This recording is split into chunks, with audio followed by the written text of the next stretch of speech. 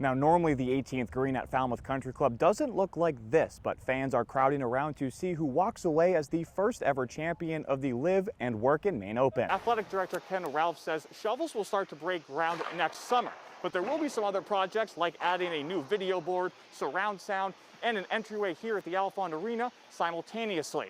Now, Pat, you said I should put on some skates, so we listen. Well, Chris, pretty soon fans will be making their way inside the Cross Insurance Arena for the first time since March 2020, 591 days to be exact. And after all the COVID cancellations and setbacks, everybody here is excited to finally drop the puck. Coach Ben Guite says fans can expect the hometown kid in between the pipes at some point this weekend. The Mariners play at home Friday night and Sunday afternoon. The best part about sports is nearly everything is unpredictable, but next year's schedule has already been released, and Brady and Gronkowski will return to Gillette Stadium.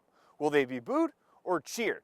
Now that is unpredictable. And on Thursday, the Maine Mariners will host an ECHL playoff game for the first time in team history. The Mariners are down 0-2 in a best-of-7 game series against the Reading Royals. The two teams take the ice for Game 3 at the Cross Insurance Arena in Portland Thursday night at 7. Game 4 will also be in Portland and is on Friday night at 7:15. If the Mariners win just one of those two games, Maine and Reading will meet again for Game 5, which will be right here in Maine at 5 p.m. Well, first of all, the grass here, it's green, but it's not as green as I think a lot of people are expecting 2 days away from opening day here at Hadlock Field in Portland. Now, today was media day. Players are practicing for the first time, but there's a little bit more excitement because these seats behind me will be full capacity allowed at Hadlock this year. No COVID-19 restrictions in place, meaning you can come to the ballpark, enjoy the game, kick back, relax, and get those peanuts and Cracker Jacks. Amanda's excited so much, in fact, that I'm going to have to talk a little bit louder than normal because the fans here cheering on for Greeley and Brunswick have been going nuts. There's the buzzer. We're about 2 minutes left in the second half here in the Class A boys quarterfinal matchup. Just a little early on, Biddeford lost to Marshwood. But hey, we're going to talk about more basketball in a second. Let's go to the hockey rink where some hardware was already given out today. Now, thanks to their mascots, it's pretty easy to tell which team is which out there. The Lewiston Blue Devils and the Scarborough Red Storm battled for the girls' state championship at the William B. Trobe Ice Arena. Now remember, there's only one division in girls hockey, so this was for all the marbles. And as you can see, it was a packed house, standing room only. And the energy translated onto the ice as both teams played hard, physical, and until the final whistle. The Lewiston Blue Devils skated away with a 3-0 win to take home the first of many championships that will be awarded over the next 2 weeks. And there was a lot of Lewiston students in the stands today rooting for their classmates. Seniors David Obasamo, Malik Foster, and Elgin Physics said it was a no-brainer to come out today. They're always supporting us, so we thought we got to get out here and support them.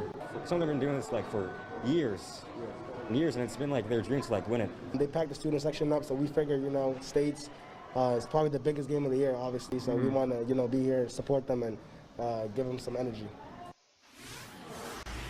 And hey, good thing Lewiston scored 2 more goals because when we were interviewing those guys, we took them away from the game. Lewiston scored their first goal. So sorry about that, but hey, they got the state championship. They got to see some more goals. And it's not just important for these athletes. It's also great to have these fans in the student sections back. Just a while ago when Biddeford was taking on Marshwood, we spoke to senior Chris Walton, who says he was so pumped all week for this game. And you can see his classmates in the student section can agree. They were just excited to be here and feel the energy. My excitement level is definitely a 10. I'm ready to go. I'm ready to cheer. I'm ready for them to win. I'm ready. Everyone's ready for the game at school. I mean, we got a pretty good section right now, so we're all ready. We're ready to watch our classmates and teammates and ready to go.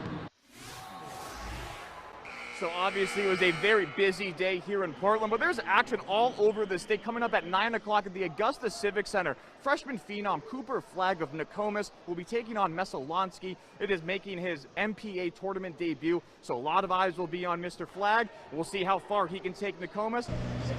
Sports fans are crazy. We know that here, but not everyone roots for the home team. Fortunately for most of my childhood, the Patriots weren't very good. In 1982, Matt Brodsky's grandfather gave the 7-year-old these pajamas, and thus began a disappointing obsession decade after decade.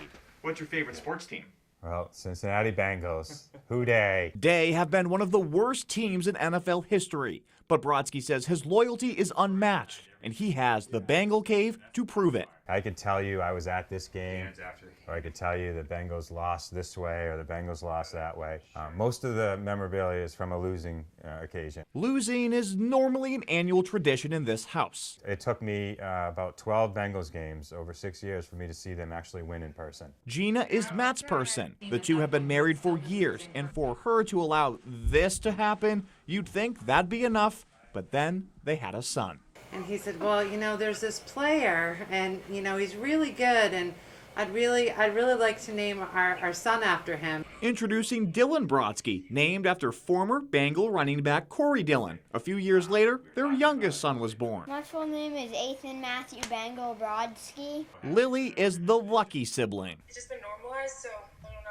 But I'm glad I don't have it in my name. This family and the basement have lived through some extreme lows, like the remote control incident. That was so many tirades ago that I can't remember. That was well after the broken TV. Half the posters down there are just covering up holes in the walls that he's put in there. When quarterback Joe Burrow came to town last season, almost every Bengal fan became hopeful.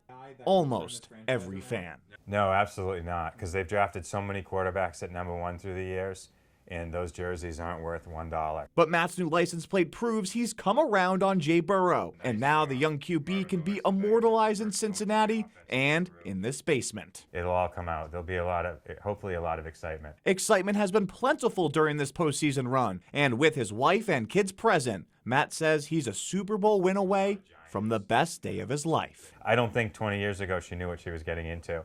And with respect to the kids' births, absolutely it would be. I was a Bengals fan. I was a Bengals fan for 20 years before I got married, so they come first. And just maybe, for the first time, the Brodskys can say with pride, how about them Bengals? If you've ever been to a golf course, watching someone wash carts or putt is nothing out of the ordinary. Those four were very special players. Unless you know who they are. And members at Brunswick Golf Club sure do. I have a hard time putting words on exactly what keeps us together. This bond is something that this is so much more than golf. The bond between Cade Sharon, Will Kavanaugh, Cam Cox, and Caleb Manuel taking form years ago, before teeing it up for the golf team at Mount Ararat. I mean, it goes so far back. They enjoy each other. They will until the end of time. Head coach Jerry Caron watching firsthand as this foursome turned the program into a powerhouse when the youngest Eagle entered high school. I feel like the flip kind of switched my senior year. Guys, maybe next year. We have Caleb coming up. Caleb Manuel, one of the top young golfers in Maine, giving the team the edge it needed to reach the state tournament. Falling short that year, Mount Ararat won back-to-back state titles in 2018 and 2019. But one member of the group was in college. We got some revenge for our boy Cam here. I was on my phone in the middle of class, probably, checking all the scores. After winning 2 championships and 37 straight matches, it's easy to believe Caron when he says, it was a special time. At this time, all 4 friends are playing college golf, competing in their respective NCAA regionals this month. But no matter where they go, they always come back together. I know there's always a home at Brunswick for all of us. I don't see these guys not being my close friends anytime soon, and probably gonna all be in my wedding. I gotta figure out the best man. While Manuel figures that out, there is still time for laughs, tee shots off the first hole, and plenty of fun on the putting green. Usually you'd think if you're around somebody too much that you'd get on each other's nerves pretty quickly, but that didn't seem to happen. And they say it never will. We pebble the ice, and then we drag some stones over there to kind of make a first pass and shear the top of the pebble off, and then sweep all of that up, and then we go for it. Well, before you go for it, you need to get the ice ready. It's not as good as dedicated curling ice, but it makes this ice as playable as possible. Now, it's game on. All right, let's go. Well, there's 8 ends, usually to a game. Their first rocks tend to be guards. You tend to throw out front and then work through the rest of the stones to position them in the house, as it's called. So all the stones in the house are potentially scoring stones. It's just a matter of whose stones are closest to the button compared to their opponents. And so you score 1 point for each stone that's closer than an opponent's stone to the button. He's talking about the middle of the house or the circle, and it takes teamwork to get your rock there. Maybe the stone you let go of was too light. Sweep! So you would want to let your sweeper know that it's too light so that they know that maybe they need to sweep that stone. Sweeping the ice to either knock rocks out of the house or to put yourself in scoring position.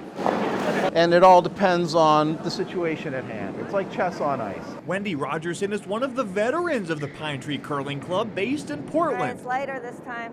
Most members, like Ben Duffy, started the sport later in life. A lot of people do think it looks easy. It seems simple in concept, but when you get out and play, there's a lot of physical dynamics. You do have to be fit. You have to be agile, and that's a long way to throw it. It's a fast-paced chess match on ice that's harder than it looks. But this sport allows you to feel like an Olympian and achieve a little bit of golden glory.